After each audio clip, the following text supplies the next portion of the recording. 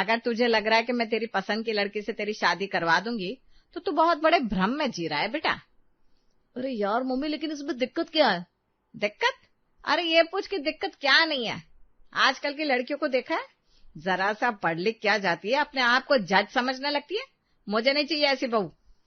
लेकिन माँ, लड़की पढ़ी लिखी होगी तो अच्छी बात है ना, मैं भी तो पढ़ा लिखा हूँ। मेरे साथ कंधे से कंधा मिलाकर चलेगी वो।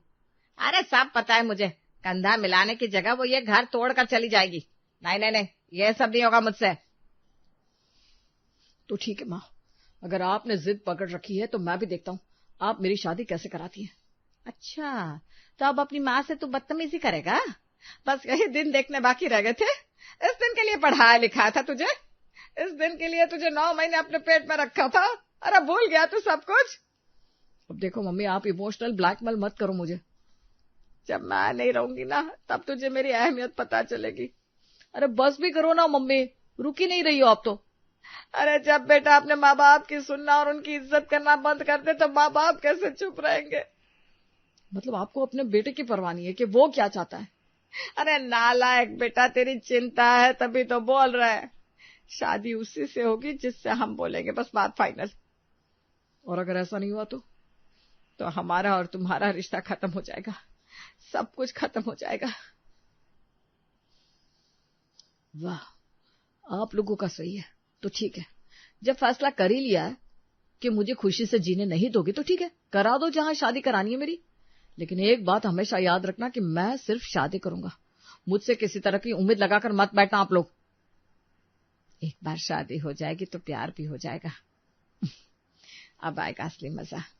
अब मैं गांव की गवार बहू लाऊंगी और उसे अपने इशारों पर नचाऊंगी। हाँ तो ठीक है, शादी के बाद तू जाने और वो जाने। मेरा टिफिन पैक कर दिया? हाँ, ये रखा है, ले। चलता हूँ। आलोक अपना टिफिन लेकर ऑफिस के लिए निकल जाता है। ऑफिस में आलोक रुचि से मिलता है। तुमने बात की अपनी माँ से? हाँ की तो, लेकिन वो मानने के लिए तैयार नहीं है। अच्छा यही रहेगा कि हम अपनी जिद छोड़ दें। ये क्या कह रहे हो तुम आलोक? और इतनी आसानी से तुमने ये सब कैसे सोच लिया? देखो रुचि, ये शादी तो मुझे करनी ही पड़ेगी क्योंकि मैं अपनी माँ का दिल नहीं दुखा सकता। लेकिन हाँ, मैं तुमसे भी एक बात कहना चाहता हूँ कि मैंने हमेशा से तुम्हें चाहा है। जिससे भी मेरी शादी होगी उससे मेरा बस एक पति पत्नी वाला रिश्ता ही रहेगा। जो हमारे बीच है उसके बीच कभी कोई नहीं आ सकता। मैं तुम्हें भूल नहीं पाऊंगी आलोक। अरे तो भूलने की जरूरत क्या है, हम हमेशा साथ में रहेंगे। मेरी शादी हो रही है तो क्या हुआ, ऑफिस में तो हम मिलेंगे ही। हाँ ये तो है। चलो अब थोड़ा सा काम कर लेते हैं, वरना बॉस आज ही हम दोनों को निकाल देगा।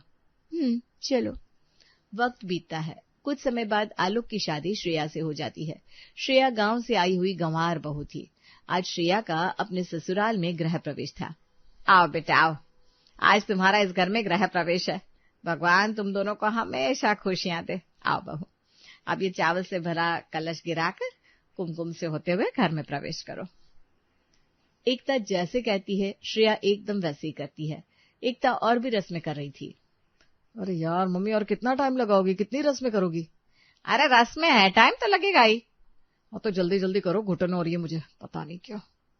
रस्म है, दाल चावल नहीं है जो फटाफट हो जाएगा। चुपचाप बैठे रहे। क्या मुसीबत है, इससे तो अच्छा होता कि मैं शादी नहीं करता। आप कुछ बोले क्या? मेरे इतने दिन बुरे नहीं आके कि मैं तुमसे कुछ बोलूं, और ये गांव वाली भाषा में मुझसे बात मत करना, समझी? लेकिन हम तो ऐसे ही बात करत हाओ। मुझसे बात ही मत करना, समझी? इनको का हो गया? अभी अभी तो बियाह भवा और अब सही गुस्सन गए। इस लड़के को मैं क्या बताऊं, समझ में नहीं आता। कम से कम अभी अभी नई बहू आई है, उससे तो अच्छे से बात कर ले। आओ आओ बेटा, हो गई सारी रस्म। हाँ अब जा सकते हो अपने कमरे में। तो जा ही रहा हूं, यहाँ रहने का शौक भी नहीं है मुझे। चलो बहू, हम और नैन्सी तुम्हें तुम्हारा कमरा दिखा दे, तुम भी थोड़ी देर आराम कर लो। ठीक है मम्मी जी। एकता श्रेया को उसके कमरे में छोड़कर आती है। तुम मेरे बेड पर सोओगी? अरे आपका ही लगा है तो आपके ही बिस्तर पर तो सोएंगे हम। मैं नहीं सो सकता तुम्हारे साथ। का है का भवा? मैंने कहा ना तुमसे कि मुझसे ये गांव वाली भाषा में बात मत किया करो, तुम्हें समझ में नहीं आता क्या? हम तो ऐसे ही बात करते हैं, लेकिन ठीक है धीरे धीरे सीख जाएंगे। पता नहीं किस गंवार से पाला पड़ गया। मैं सोफे पर सोऊंगा, पर का है? और तुमसे मतलब? ऐसे तुमसे क्या छुपाना, चलो तुम्हें बता ही देता हूं। दरअसल मैं ये शादी नहीं करना चाहता था, मजबूरी में मुझे ये शादी करनी पड़ी। मैं तो हमेशा से रुचि से शादी करना चाहता था। पसंद है मुझे वो, क्योंकि वो पढ़ी लिखी है, मॉडर्न है, आजकल के जमाने की है। अगर ऐसा ही था तो हमसे ब्याह काहे किए? उसी से कर लेते। हमारी तो दुनिया ही खत्म हो गई, अब हम कैसे जिएंगे? अरे भाड़ में जाओ तुम, मैं चला यहां से। तुम्हें रोना गाना जो करना है करती रहो। अरे सुनिए, अच्छा सुनिए तो। आलोक श्रेया की बात को नजरअंदाज करके चला जाता है। अगला दिन होता है। श्रेया किचन में काम कर रही थी, तभी आलोक ऑफिस से आता है। अरे आप आ गए, आप ही का इंतजार कर रहे थे हम। श्रेया की इतना पूछते ही पीछे से रुचि भी आ जाती है। ये कौन है? बताया था ना तुम्हें इसके बारे में, ये रुचि है जिसे मैं पसंद करता हूँ। आओ रुचि बैठो। तभी एकता अंदर से आती है। अरे तुम लोग? आंटी जी कैसी हैं आप? मैं तो ठीक हूँ, कैसे आना हुआ? वो ऑफिस का कुछ काम बचा था तो आलोक ने कहा घर पर ही चलकर काम कर लेते हैं, बस इसीलिए ले आया मुझे यहाँ। इस सालों को कैसे समझाऊं मैं, बहू को आए 2 दिन हुआ है और अभी से ये सब करने लगा। क्या हुआ आंटी जी, क्या सोच रही हैं आप? कुछ नहीं, बैठो तुम लोग, काम कर लो। जी आंटी जी, चलो आलोक। रुचि श्रेया के सामने आलोक का हाथ पकड़कर उसे ले जाती है। श्रेया दोनों को देखती ही रह जाती है।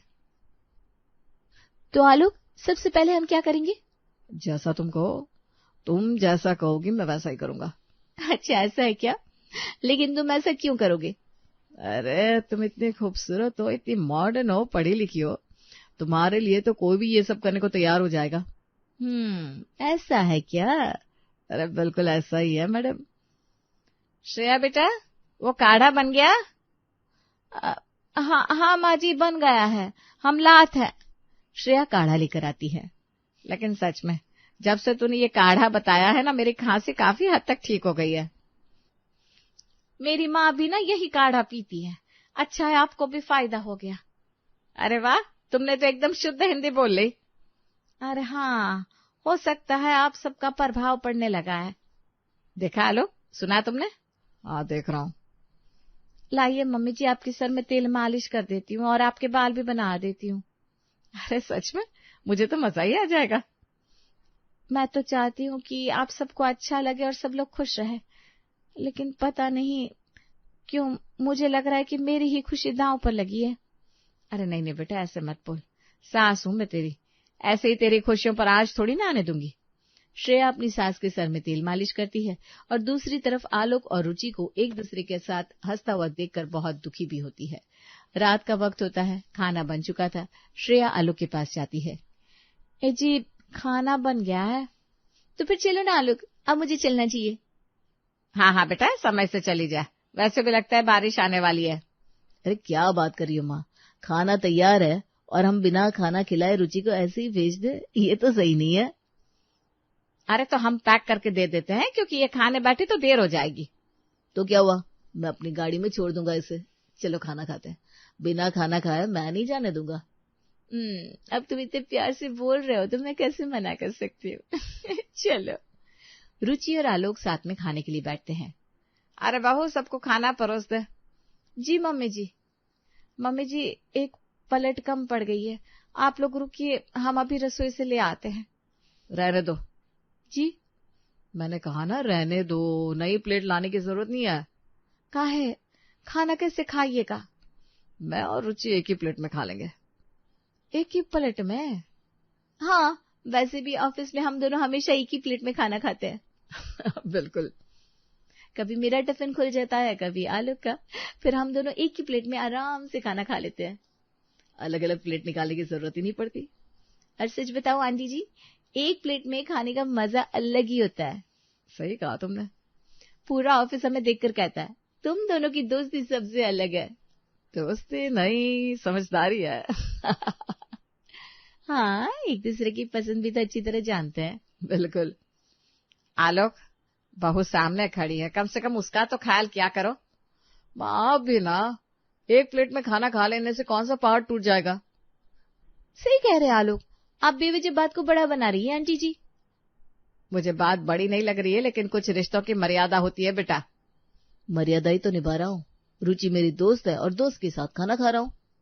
आओ ना आलोक, देर मत करो, खाना ठंडा हो जाएगा। हाँ चलो, पहले तुम एक बाइट खाओ। हाँ पहले तुम। अच्छा ठीक है, लो। Thank you. अब मेरी बारी। ये लो। हम दूसरी रोटी लेकर आते हैं। तुम्हें आने की जरूरत नहीं है, जितना काम कहा जाए उतना ही क्या करो। जी। बहू तुम बैठ जाओ, मैं रोटी लेकर आती हूँ। नहीं नहीं मम्मी जी, हम ले आते हैं ना।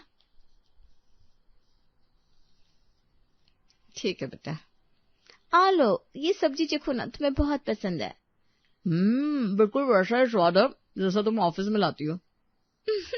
देखा, तुम्हें अभी तक याद है। अरे तुम्हारी बनाई हुई चीज भूलना आसान है क्या? मुझे पता था तुम यही कहोगे। मम्मी जी रोटी इधर रख दो बेटा। रुचि एक और रोटी लेना। अगर तुम आधी खाओगे तो भी। अरे ठीक है, आधी आधी। डन। अरे बस करो तुम दोनों। क्यों माँ? क्योंकि तुम्हारी पत्नी तुम्हारे सामने बैठी है बेटा। तो बैठी है, उसे क्या फर्क पड़ता है? माँ जी कोई बात नहीं, इन्हें जैसा अच्छा लगे वैसा करने दीजिए बेटा। सबकी खुशी में ही हमारी खुशी है। एकता चुप हो जाती है। रुचि और आलोक फिर से शुरू हो जाते हैं खाना खाने के बाद। आंटी जी खाना बहुत अच्छा था, अब मैं चलती हूँ। ठीक है जाओ, फाइनली जा तो रही हो कम से कम। कुछ कहा क्या आपने? नहीं भाई नहीं, मैं क्या कहूंगी, कुछ नहीं कहा। चलो फिर मैं बाहर तक छोड़ देता हूँ। चलो। जैसे ही आलोक दरवाजा खोलता है, बाहर तेज बारिश शुरू हो जाती है। ओ इतनी तेज बारिश, अब क्या करूंगी मैं, कैसे जाऊंगी? अरे हाँ यार, मैंने पहले ही कहा था आज बारिश का मौसम है, देर होगी तो बारिश जरूर होगी। लगता है आज मौसम का कोई भरोसा नहीं। यही तो कह रही थी मैं, अभी निकलेगी तो पूरा भीग जाएगी। और रास्ते में पानी भी तो भर गया होगा। इतनी बारिश में गाड़ी चलाना भी आसान नहीं होगा। अब थोड़ा रुक जाओ बेटा, शायद बारिश कम हो जाए। वाह, मुझे तो इससे अच्छी बात कोई लगी नहीं रही। क्या मतलब? मतलब साफ है। रुचि तुम आज रात यहीं रुक जाओ। यहाँ? हाँ, सुबह हम दोनों साथ में ऑफिस चले जाएंगे। वैसे भी रोज साथ ही तो जाते हैं। लेकिन कुछ नहीं, इतनी रात में और इतनी बारिश में मैं तुम्हें कहीं नहीं जाने दूंगा। अगर तुम इतनी जिद कर रहे हो तो अब मैं तुम्हें मना कैसे कर सकती हूँ? बस यही तो सुनना चाहता था। ठीक है, मैं आज यहीं रुक जाती हूँ। Very good. बेटा उससे रुकाने में मुझे कोई दिक्कत नहीं है, लेकिन अब इसमें लेकिन क्या माँ? अरे घर में नई नई बहू आई है। तो उससे क्या फर्क पड़ता है? आंटी जी अगर आपको सच में सही ना लग रहा हो तो मैं चली जाती हूँ। नहीं बिल्कुल नहीं, तुम कहीं नहीं जाओगी। ठीक है। माँ बिना बेकार की चिंता मत किया करो। ठीक है, जैसा ठीक समझो। मम्मी जी। हाँ बेटा। चलिए हम आपके कमरे में आते हैं। क्यों? आपके पैर दबा देंगे, पूरा दिन आप काम करती रही हैं, थक गई होंगी। अरे बेटा इसकी क्या जरूरत है? जरूरत है ना मम्मी जी, आइए ना। हाँ चलो। आप आराम करिए, हम अभी तेल भी ले आते हैं। तो बहुत अच्छी है बेटा। जी मम्मी जी। रुचि चलो मैं तुम्हें गेस्ट रूम दिखा देता हूँ। ओके चलो। श्रेया अपनी सास के पैर दबाती है। अगला दिन होता है। रुचि सोकर उठी थी। कितनी जल्दी उठना पड़ता है। बेटा उठ गई, चाय बना रही हूँ, तुम्हारे लिए भी बना देती हूँ। ओके। रुचि नींद में इधर उधर देखते हुए आगे बढ़ती है। अरे बेटा संभल कर। ओह माफ करना बेटा, ध्यान नहीं रहा। आपको दिखाई नहीं देता क्या? अरे बेटा गलती से। हर बात में गलती से? सामने कोई खड़ा है इतना भी नहीं दिखता आपको? तो मैंने जानबूझकर नहीं किया। बस यही तो दिक्कत है, उम्र हो गई है, थोड़ा संभल कर चला कीजिए। अरे बेटा इतना गुस्सा क्यों कर रही हो? क्यों ना करूं, सुबह सुबह पूरा मूड खराब कर दिया आपने। मैं अभी तुम्हारे कपड़े साफ करवा देती हूँ। रहने दीजिए। अरे मेरी बात तो सुनो।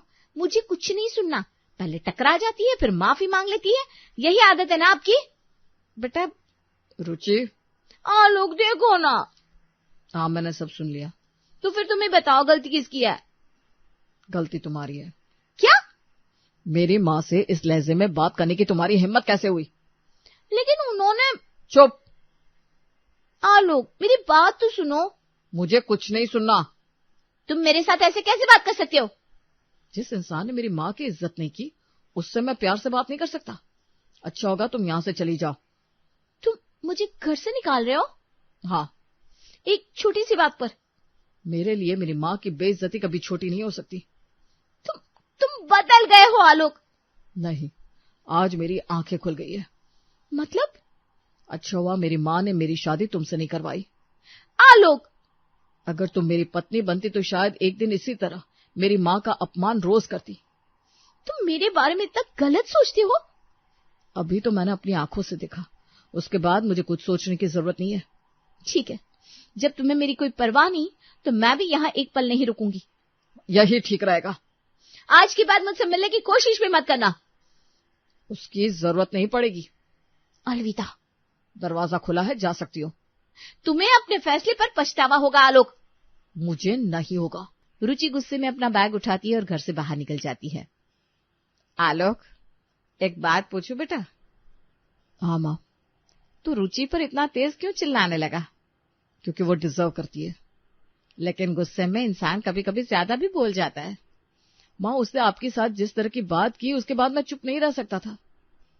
उसने गलत किया, इस पर तो कोई दो राय नहीं है। बस फिर अगर मैं उस समय भी कुछ नहीं बोलता तो मैं खुद की नजरों में गिर जाता। मुझे अच्छा लगा बेटा कि तूने मेरा साथ दिया, लेकिन गुस्से में फैसला लेना हमेशा सही नहीं होता। ये फैसला मैंने गुस्से में नहीं लिया है माँ, बहुत सोच समझकर बोल रहा था। हर इंसान का असली स्वभाव किसी न किसी दिन सामने आ ही जाता है। आज उसका भी तेरे सामने आ गया। हाँ माँ, शायद।